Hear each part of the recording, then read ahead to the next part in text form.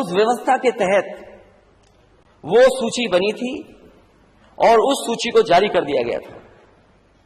लेकिन कुछ अधिकारी और सरकार क्योंकि नई आ गई थी, तो उस सरकार ने कहा कि नहीं, ये पुरानी आरक्षण व्यवस्था नहीं लागू होगी, नई आरक्षण व्यवस्था लागू होगी।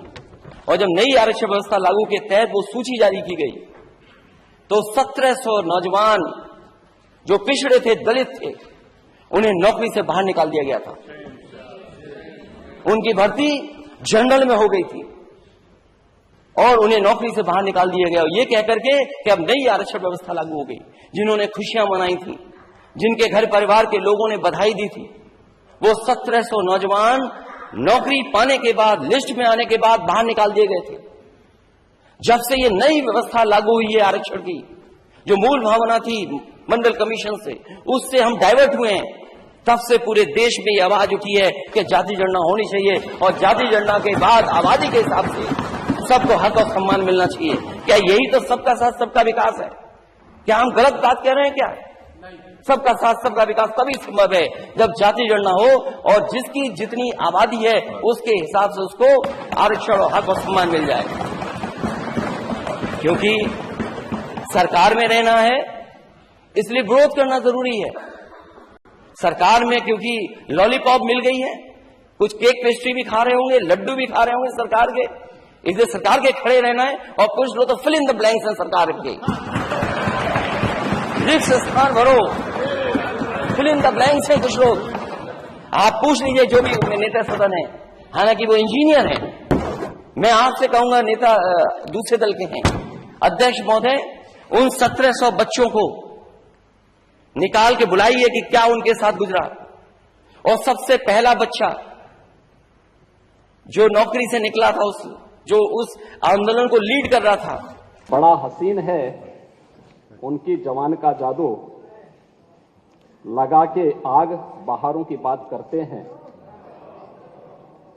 जिन्होंने रात में बेखौफ बस्तियां लूटी, वही नसीब के मारों की बात करते हैं।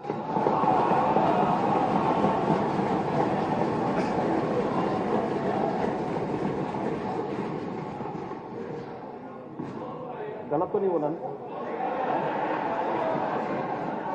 महोदय?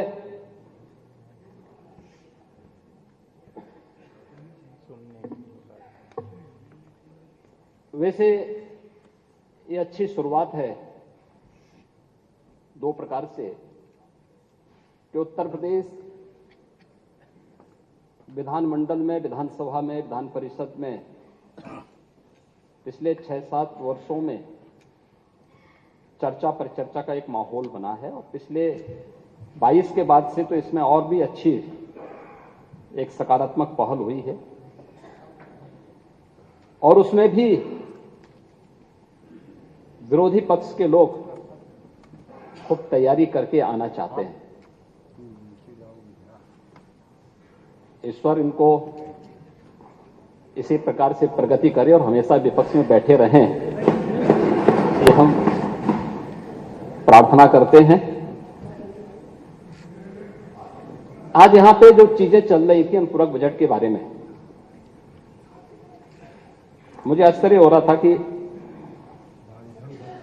नेता विरोधी दल तो प्रदेश में 2012 से 2017 के बीच में मुख्यमंत्री के पद पर भी प्रदेश को अपनी सेवाएं दे चुके हैं, कई बार संसद में भी रहे हैं। और सप्लीमेंट्री डिमांड्स के बारे में थोड़ा जानकारी और अच्छी ले लेते तो संभवतः उससे ज्ञानवर्धन होता, अन्य अपने समाजवादी सहयोगियों को भी वह अच्छी तरह बता सकते थे। खैर,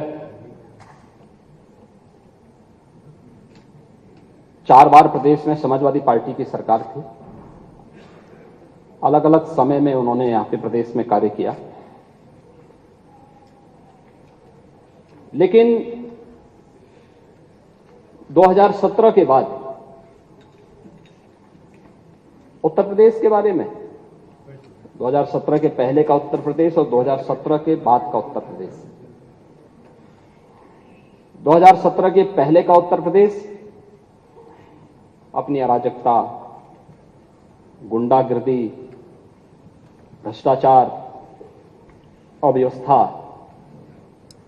और यहां के युवाओं के लिए पहचान का संकट वाला उत्तर प्रदेश बन गया था। और महोदय 2017 के बाद का उत्तर प्रदेश डबल इंजन सरकार में आदरणीय प्रधानमंत्री जी के मार्गदर्शन में आज यही उत्तर प्रदेश है देश की सबसे बड़ी आबादी का राज्य है। आज मैं इस बात को दावे के साथ कह सकता हूं, ये हमारे माननीय सदस्यगण भी देश के अंदर जाते होंगे,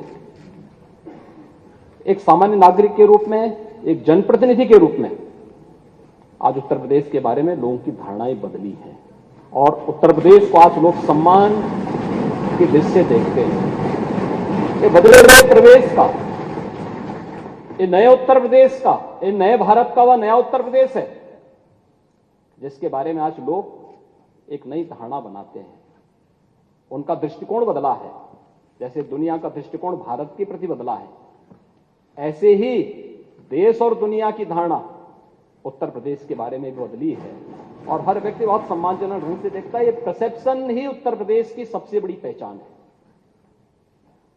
हां, $1 ट्रिलियन की इकोनॉमी बनने की दिशा में हमारी सरकार के द्वारा जो प्रयास प्रारंभ किए गए हैं, हम लोग आज भी अपनी उन बातों को लेकर के पूरी प्रतिबद्धता के साथ कार्य कर रहे हैं। लेकिन हमारे विरोधी दल के माननीय सदस्यों को भी प्रसन्नता होनी चाहिए कि अगर हमारा उत्तर प्रदेश आगे बढ़ेगा, आर्थिक प्रगति करेगा, इस आर्थिक प्रगति का लाभ भी प्रत्यक्ष और प्रत्यक्ष रूप से सभी को मिलेगा, पूरे प्रदेशवासियों को मिलेगा, हर व्यक्ति को मिलेगा। और क्या पिछले 6-6.5 वर्ष के अंदर उत्तर प्रदेश के अंदर इस डबल इंजन की सरकार के समय कुछ नहीं हुआ?